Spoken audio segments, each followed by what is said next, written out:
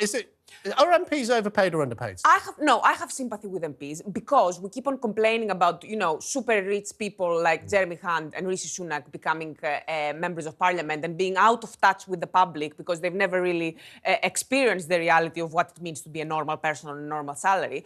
And you know what? It is extremely, extremely expensive. Guys, for those of us who have worked for MPs, we know how expensive it is to run for parliament. You basically have to uproot your whole life. And then even being an MP, it can get really expensive really quickly if you have a family that is dependent on you, because obviously their hours are extremely... If you've got a family, everyone's got an expensive life. I mean, I've got 3 kids. I know it's expensive. Matthew, look, 91 grand, is the public going to wear this? I think the public are going to be angry about it because they're angry about everything. I actually agree with Stella that ultimately we have to do it because if you want the right people, then you have to pay them a reasonable wage. But it's got to be done sensibly. And at a time of real public disquiet with politicians, of course, it's going to go down. But there has been a lot of public sector pay rises. So yes, it reflects that. Most of them, in fact, I don't list them here. Doctors are after 20 or 30%, but most people who work in the NHS have had a bigger pay rise than this. I'm sure everyone watching will say people who work in the NHS deserve it more than MPs. But if you think that, you can call in because we want to hear from you on this today. It's a really, really interesting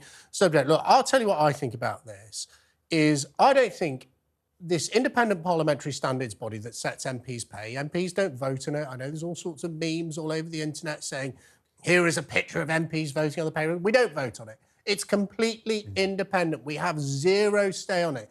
But I think what they use to set MPs' pay rise is completely wrong.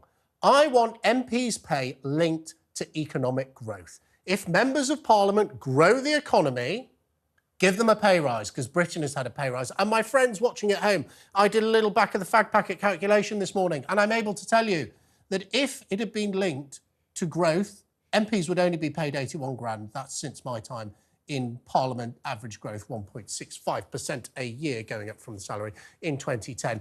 Don't just do MPs, do senior civil servants as well, because when Britain gets a pay rise, people who are tasked with going out creating it, they should get a pay rise. This year, they would have had a pay cut because the economy's in recession. Quite right. Economy's in recession is a failure of politics. Cut MPs' pay if the economy goes into recession. Matthew, what about that for a new policy for the Labour government? That's a fun idea, and I like it, as an idea. I think certainly what it needs to be done is linked to a tangible set of people, rather than is it a head teacher of, most secondary school head teachers actually more than that. Yes, I was going to say primary school head teacher, which is more in that. So I think people can see that, if you're earning 25 grand a year, 91 grand a year seems enormous, but then you realise that the head teacher of your kid's school may well be paid more than that. OK, well, Stella, from one group of people levelling up their own pay, this is independent, but I've got to find a link somewhere. Work with me, guys.